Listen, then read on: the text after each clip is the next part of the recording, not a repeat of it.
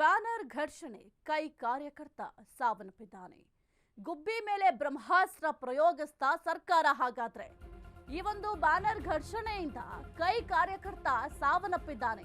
ಈ ಒಂದು ಸಾವಿನ ಹೊಣೆಯನ್ನ ಯಾರು ಹೊರ್ತಾರೆ?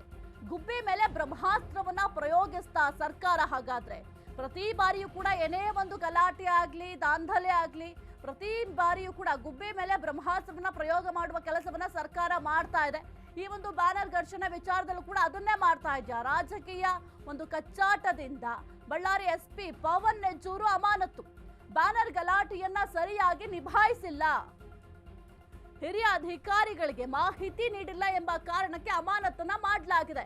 ಮೊನ್ನೆಯಷ್ಟೇ ಅಧಿಕಾರವನ್ನು ವಹಿಸಿಕೊಂಡಿದ್ದ ಪವನ್ ನೆಜ್ಜೂರು ಮೊನ್ನೆ ತಾನೇ ಅಧಿಕಾರವನ್ನು ವಹಿಸಿಕೊಂಡಿದ್ದಾರೆ ಅಂತ ಅಂದ್ರೆ ಇನ್ನು ಡ್ಯೂಟಿಗೆ ಜಾಯಿನ್ ಆಗಿರ್ತಾರೆ. ಅಲ್ಲಿನ ಪರಿಸ್ಥಿತಿ ಅವರಿಗೆ ತಿಳಿಬೇಕಾಗುತ್ತೆ. ಈಗ ಯಾವ್ದಾದ್ರು ಒಂದು ಹೊಸ ಜಾಗಕ್ಕೆ ಹೋದಾಗ ಪೊಲೀಸ್ ಆಗಿರ್ಬೋದು ಅಥವಾ ನಾವೇ ಆಗಿರ್ಬೋದು ಸ್ವಾಮಿ, ಎಲ್ಲರೂ ಹೊಸ ಜಾಗಕ್ಕೆ ಹೋದ್ರೆ ಅಲ್ಲಿ ಒಂದು ಪರಿಸ್ಥಿತಿಗೆ ಅಡ್ಜಸ್ಟ್ ಆಗೋದಕ್ಕೆ ಸ್ವಲ್ಪ ಟೈಮ್ ತಗೊಳುತ್ತೆ. ಮೊನ್ನೆ ಡ್ಯೂಟಿಗೆ ಜಾಯಿನ್ ಆಗಿದ್ದಾರೆ, ತಕ್ಷಣವೇ ನೀವು ಈ ಒಂದು ಪರಿಸ್ಥಿತಿಯನ್ನು ನಿಭಾಯಿಸಬೇಕಾಗಿತ್ತು. ಇದು ನಿಮ್ಮದೇ ತಪ್ಪು ಅಂತ ಅವ್ರನ್ನ ಅಮಾನತು ಮಾಡಿದ್ರೆ ಹೇಗೆ ಸಾಧ್ಯ ಆಗತ್ತೆ? ಅವರ ತಲೆದಂಡ ಮಾಡೋದು ಎಷ್ಟು ಸರಿ? ಪ್ರತಿ ಬಾರಿ ಏನಾದ್ರೂ ಒಂದು ಗಲಾಟೆ ಆಗ್ಲಿ, ದಾಂಧಲೆ ಆಗ್ಲಿ, ಸರ್ಕಾರ ಏನ್ ಮಾಡುತ್ತೆ, ತನ್ನ ತಪ್ಪನ್ನ ಮುಚ್ಚಾಕೊಳ್ಳೋದಕ್ಕೆ ಗುಬ್ಬಿ ಮೇಲೆ ಬ್ರಹ್ಮಾಸ್ತ್ರವನ್ನ ಪ್ರಯೋಗ ಮಾಡ್ತಾ ಬರ್ತಾ ಇದೆ.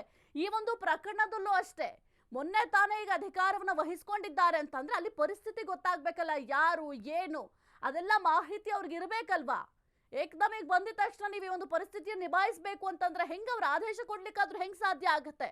ಸದ್ಯಕ್ಕೆ ಈ ಒಂದು ಪ್ರಕರಣಕ್ಕೆ ಸಂಬಂಧಪಟ್ಟಂತೆ ಬಳ್ಳಾರಿ ಎಸ್ಪಿ ಪವನ್ ನೆಜ್ಜೂರು ಅವರಿದ್ದಾರೆ, ಅವರನ್ನ ಸದ್ಯಕ್ಕೆ ಅಮಾನತು ಮಾಡಲಾಗಿದೆ.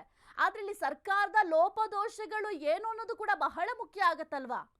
ಸರ್ಕಾರ ಏನ್ ಮಾಡ್ತಾ ಇತ್ತು? ಈಗ ಗೃಹ ಸಚಿವರನ್ನೇ ನಾವೇನಾದ್ರೂ ಹೋಗಿ ಒಂದು ಪ್ರಕರಣದ ಬಗ್ಗೆ ಪ್ರಶ್ನೆ ಮಾಡಿದ್ರೆ ಅವರೇ ಹೇಳ್ತಾರೆ ಇದು ತನಿಖೆಯ ಹಂತದಲ್ಲಿದೆ, ಹಾಗಾಗಿ ತನಿಖೆ ಮುಗಿಲಿ, ಆ ನಂತರ ನಾನು ಹೇಳ್ತೀನಿ, ಈಗ ಸದ್ಯಕ್ಕೆ ನಾನೇನು ಕೂಡ ಹೇಳೋದಿಲ್ಲ ಅಂತ ಹೇಳ್ತಾರೆ. ಅಂಥದ್ರಲ್ಲಿ ಏಕಾಏಕಿ ಒಬ್ಬರನ್ನ ಅಮಾನತು ಮಾಡೋದು ಎಸ್ಪಿಯನ್ನ ಅಂತಂದ್ರೆ ಹೇಗೆ ಅನ್ನೋದು ಕೂಡ ಸದ್ಯಕ್ಕೆ ಪ್ರಶ್ನೆ ಆಗ್ತಾ ಇದೆ.